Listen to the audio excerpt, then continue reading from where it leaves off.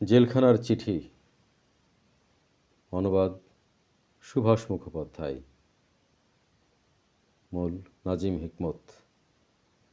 প্রিয়তমা আমার, তোমার শেষ চিঠিতে তুমি লিখেছ, মাথায় আমার ব্যথায় টনটন করছে। তুমি লিখেছ, যদি ওরা তোমাকে ফাঁসি দেয়,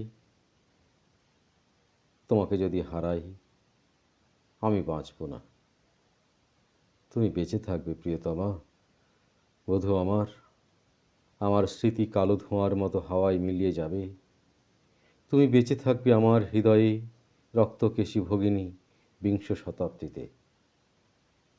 মানুষের শোকের আয়ু বড় জোর 1 বছর। মৃত্যু দড়ির এক প্রান্তে দোদুল্যমান সব দেহ।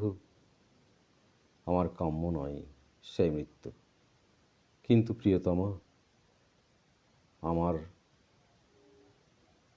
তুমি জেনো, জল্লাদের লোমশ হাত যদি আমার গলায় ফাঁসির দড়ি পরায়, নাজিমের নীল চোখে ওরা বৃথায় খুঁজে ফিরবে ভয়। অস্ফুট আলোয় আমি দেখব আমার বন্ধুদের, তোমাকে দেখব আমার সঙ্গে কবরে যাবে। শুধু আমার এক অসমাপ্ত গানের বেদনা।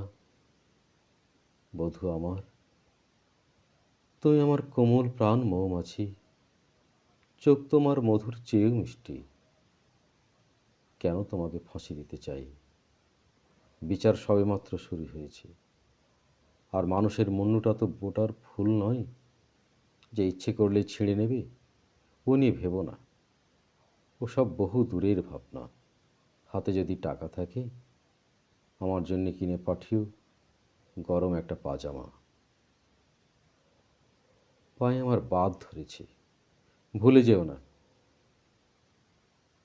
স্বামী যার জেলখানায়, তার মনে যেন সবসময় ফুর্তি থাকে।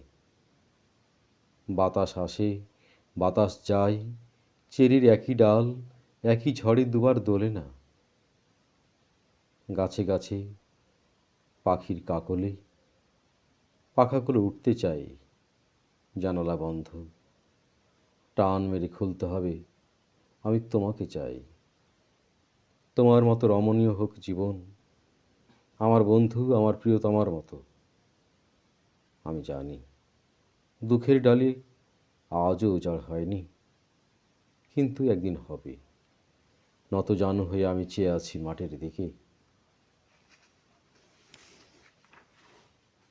উজ্জ্বল নীল শাখার মঞ্জুরিতে ফুলের দিকে আমি তাকিয়ে, তুমি যেন মৃন্ময়ী বসন্ত, আমার প্রিয়তমা। আমি তোমার দিকে তাকিয়ে মাটিতে পিঠ রেখে আমি দেখি আকাশকে। তুমি যেন মধুমাস, তুমি আকাশ, আমি তোমাকে দেখছি প্রিয়তমা।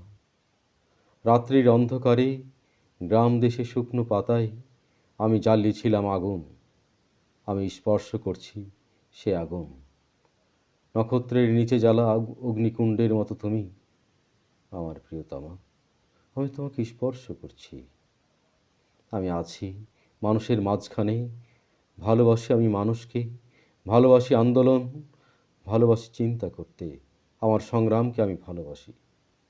আমার সংগ্রামের অন্তঃস্থলে, মানুষের আসনে তুমি আসীন। প্রিয়তমা আমার, আমি তোমাকে ভালোবাসি।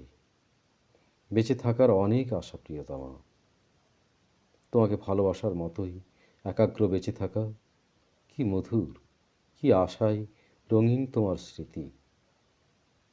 কাল রাত্রে তোমাকে আমি স্বপ্নে দেখলাম, মাথা উঁচু করে, ধূসর চোখ মেলে তুমি আছো আমার দিকে তাকিয়ে।